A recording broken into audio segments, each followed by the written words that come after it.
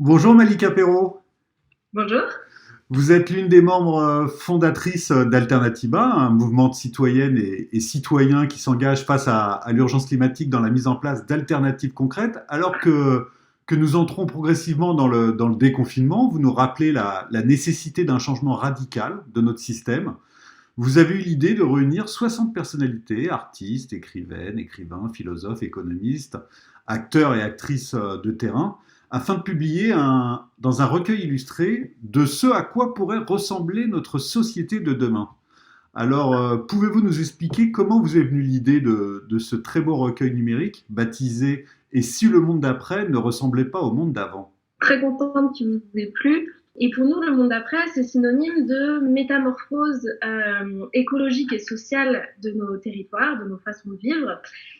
Sauf que peut-être que ce monde d'après, pour les gens, c'est pas forcément quelque chose de concret.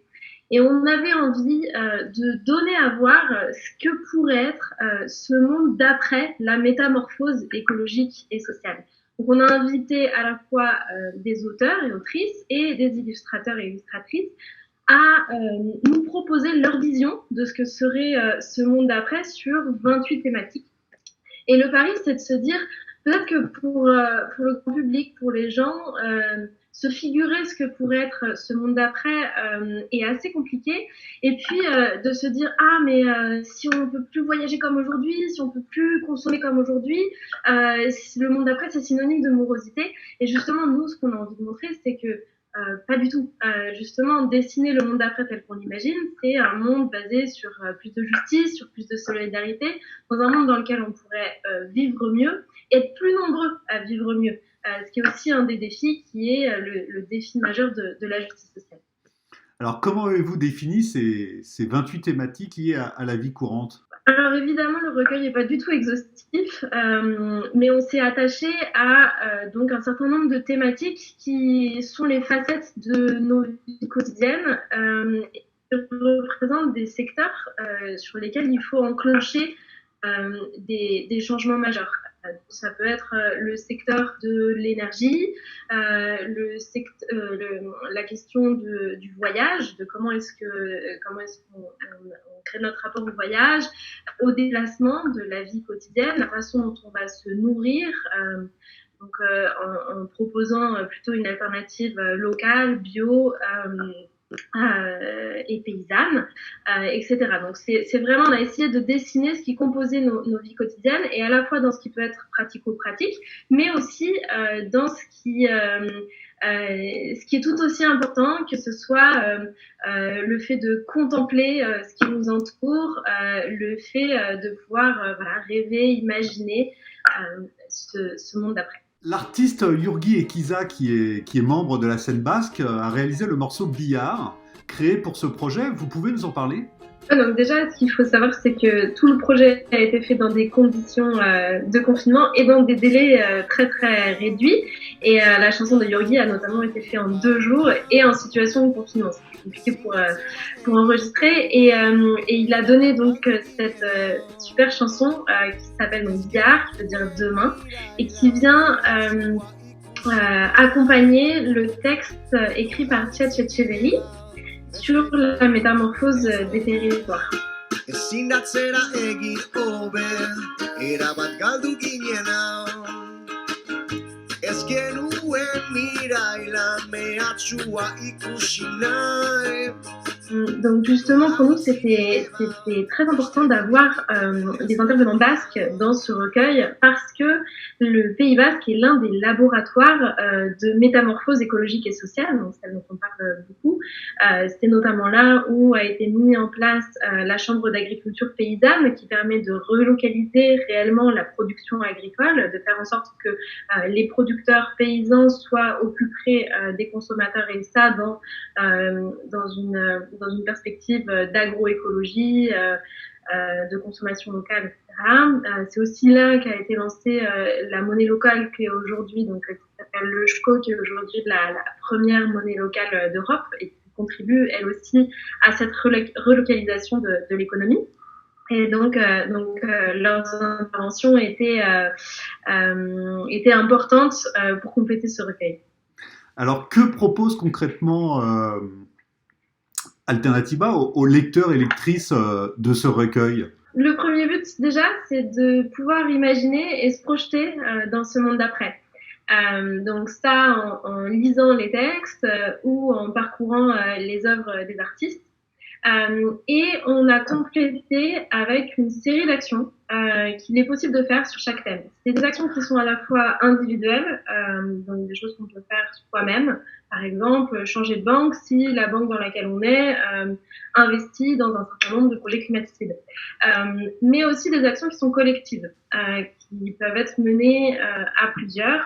Et ça sur plusieurs champs, c'est-à-dire à la fois celui de la résistance, donc des actions qui visent à résister à des projets, à des politiques qui vont à l'encontre de la transition écologique et sociale, mais aussi des actions de construction, de mise en œuvre des alternatives. Parce que c'est quelque chose qu'on dit depuis longtemps.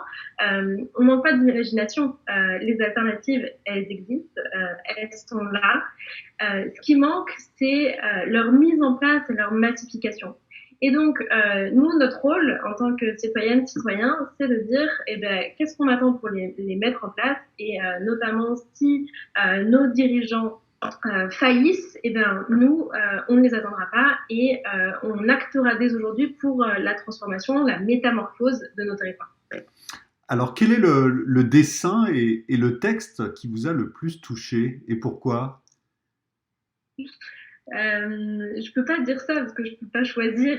Je trouve que toutes les illustrations reflètent vraiment plein de facettes de comment on pourrait voir les choses demain. Donc je vous invite vraiment à aller voir le recueil, à aller regarder les détails. Donc c'est à la fois sur une version PDF, mais c'est aussi en ligne. Après, je pense que la conclusion, donc qui est le texte métamorphosé, est assez riche puisqu'elle nous invite vraiment à imaginer ce que pourrait être l'ensemble de notre vie. Donc c'est un petit peu la synthèse en fait de toutes les parties. Et donc ça imagine voilà comment est-ce qu'on pourrait se dépasser, comment est-ce qu'on pourrait se nourrir, comment est-ce qu'on pourrait créer de la convivialité et beaucoup plus de convivialité qu'aujourd'hui. Comment est-ce qu'on pourrait faire en sorte de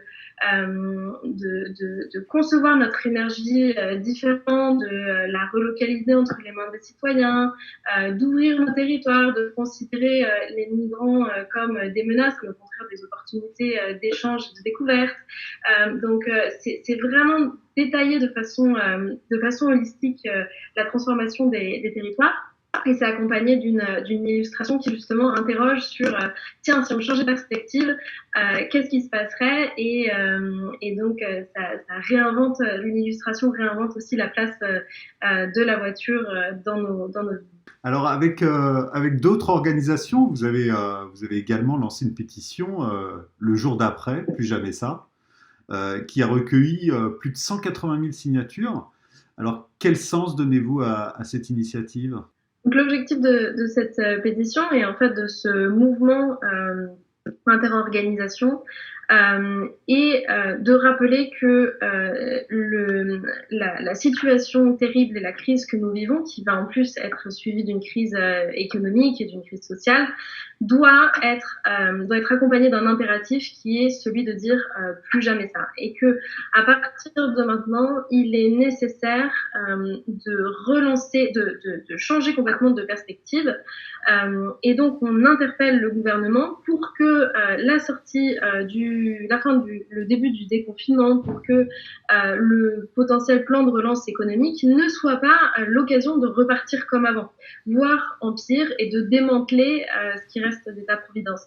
Et justement, ce qu'on dit, c'est non, là, il ne va pas être question de faire des cadeaux fiscaux ou des aides économiques à des secteurs comme l'aérien, qui est un des secteurs les plus responsables de gaz à effet de serre.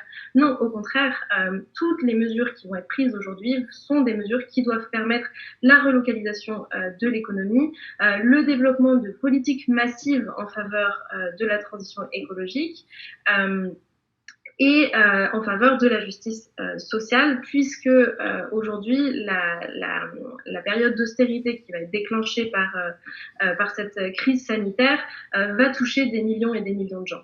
Et nous, ce qu'on dit, c'est non, quel sens ça aurait de relancer la machine, puisque on sait que c'est cette machine qui est à l'origine, qui va être à l'origine de potentielles nouvelles crises sanitaires, crises climatiques, crises écologiques.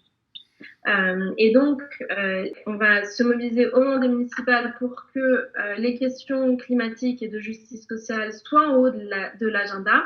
Et on va continuer nos mobilisations, bien évidemment, parce que notre détermination n'est pas confinée et parce que il va être d'autant plus impératif de bloquer toutes les mesures qui pourraient aller à l'encontre de la transition écologique et sociale aujourd'hui.